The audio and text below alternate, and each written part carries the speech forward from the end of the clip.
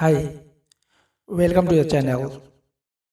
Today we are starting the $100 starter. Let's start a short guide to everything you want.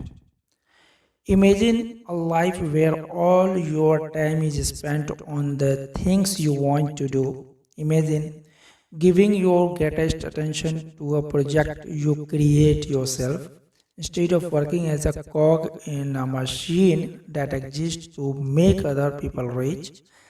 Imagine handing a letter to your boss that reads, "Dear boss, I am writing to let you know that your services are no longer required. Thanks for everything, but I'll be doing things my own way now."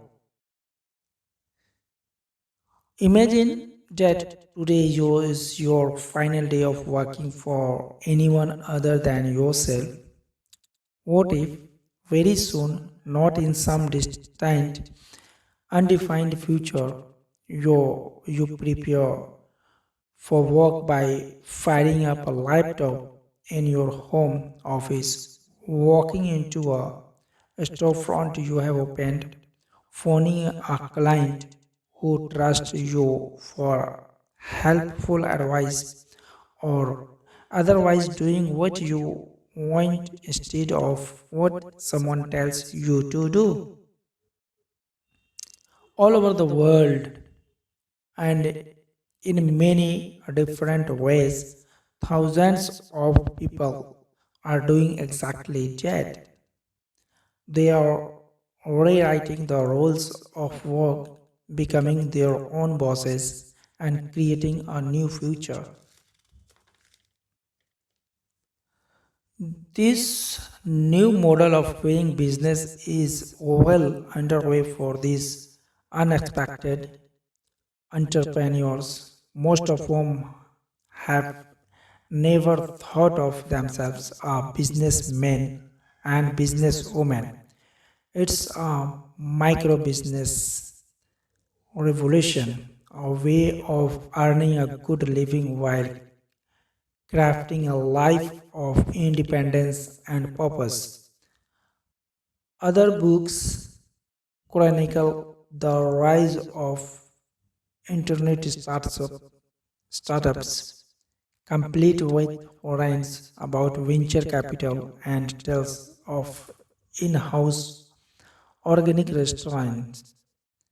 Other guides tell you how to write 80-page business plans that no one will ever read and that don't resemble how an actual business operates anyway. This book is different and it has two key themes: freedom and value. Freedom is what we are all looking for, and value is the way to achieve it. Stumbling onto freedom. More than a decade ago, I began a lifelong journey of self employment by any means necessary. I never planned to be an entrepreneur. I just didn't want to work for someone else. From a cheap apartment in Memphis, Tennessee, I watched what other people had done and tried to reverse engineer their success. I started by importing coffee from Jamaica, selling it online because I saw other people making money from it. I didn't have any special skills in importing, roasting, or selling. I did, however, consume much of the product through frequent testing. If I needed money, I learned to think in terms of how I could get what I needed by making something and selling it, not by cutting costs or elsewhere or working for someone else. This distinction was critical because most budgets starts by looking at income and then defining the available choices. I did it differently, starting with a list of what I wanted to do and then figuring out how to make it happen. The income from the business didn't make me rich, but it paid the bills and brought me something much more valuable than money: freedom. I had no schedule to abide by, no timesheets to fill out, no useless reports to hand in, no office politics, and not even any mandatory meetings to attend. I spent some of my time learning how a real business works, but I didn't let it interfere with a busy schedule of reading in cafes during the day and freelancing as musician at night, looking for a way to contribute something greater to the world. I moved to West Africa and spent 4 years volunteering with a medical charity, driving Land Rovers packed with supplies to clinics throughout Sierra Leone and Liberia. I learned how freedom is connected to responsibility and how I could combine my desire for independence with something that helped the rest of the world. After returning to the United States, I developed a career as a writer in the same way. I learned to do everything else, starting with an idea, the figuring everything else out along the way. I began a journey to visit every country in the world, traveling to 20 countries a year and operating my business wherever wherever I went. At each step along the way, the value of freedom has been a constant compass. There's no rehab program for being addicted to freedom. Once you have seen what it likes on the other side, good luck trying to follow someone else's rules ever again. The value doctrine. The second part of this book is about value, a word that is often used but rarely analyzed. As well consider it, value is created when a person makes something useful and shares it with the world. The people whose stories you will read in this book have succeeded because of the value they have created. Often, the combination of freedom and value comes about when someone takes action on something he or she loves to do anyway, a hobby, skill, or passion. That person ends up transforming into a business model. The micro business revolution is happening all around us, as people say, thanks but no thanks to traditional work, choosing to chart their own course and create their own future. Small businesses aren't new, but never before have so many possibilities come together in the right place at the right time. Access to technology has increased greatly and costs have gone down greatly. You can test market your idea instantly without waiting for months to gauge how prospects will respond to an offer. You can open a PayPal account in 5 minutes and receive funds from buyers in more than 180 countries. Even better, As you build a community of loyal customers, you will know well in advance what to make for them and how likely you are to be successful without investing a lot of money.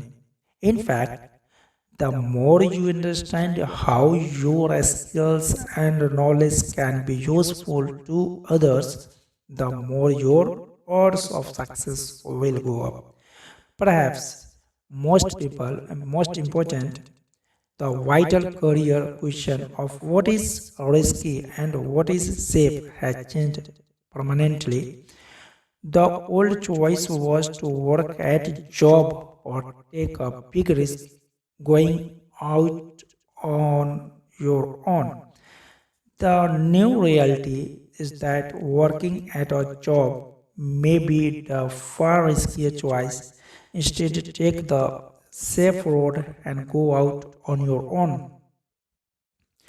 What if you could achieve your own life of freedom by passing everything you thought was a prerequisite? Instead of borrowing money, you just start right now without a lot of money. Instead of hiring employees, you begin a project by yourself based on your specific personal combination of passion and skill.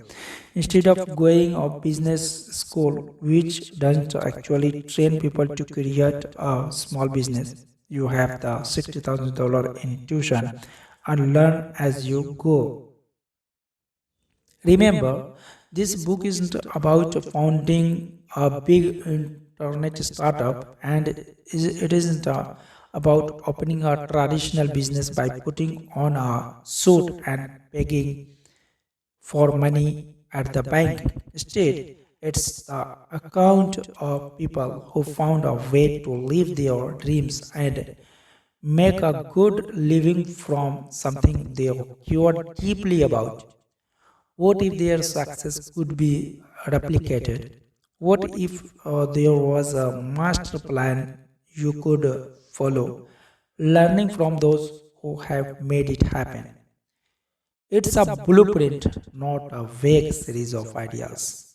I'll share more of my own story as we go along, but this book isn't about me. It's about other people who have found freedom and how you can do the same thing. During an unconventional book tour, I traveled to 63 cities in the United States and Canada, and eventually more than 15 additional countries, meeting with people who had made the switch from working for the man to working for themselves.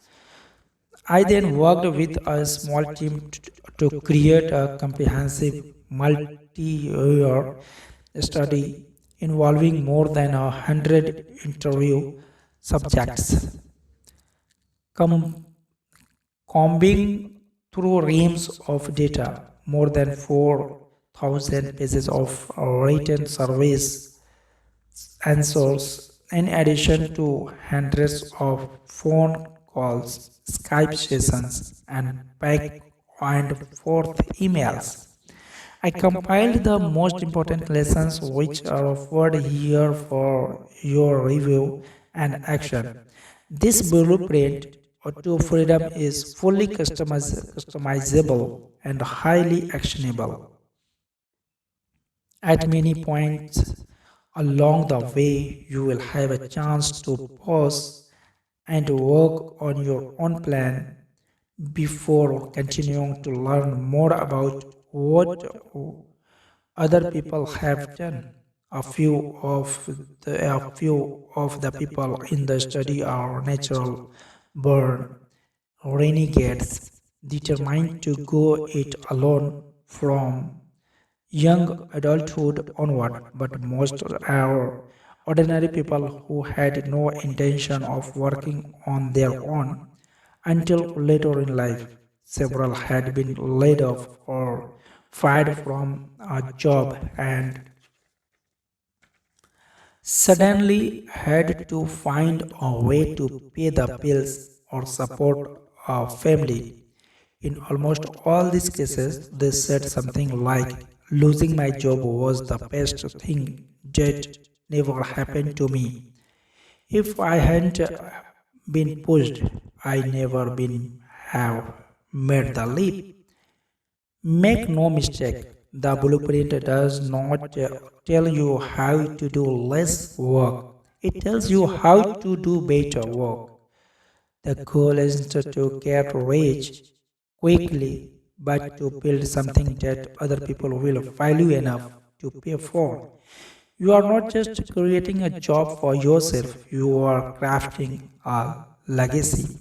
This blueprint does not involve secrets, shortcuts, or gimmicks.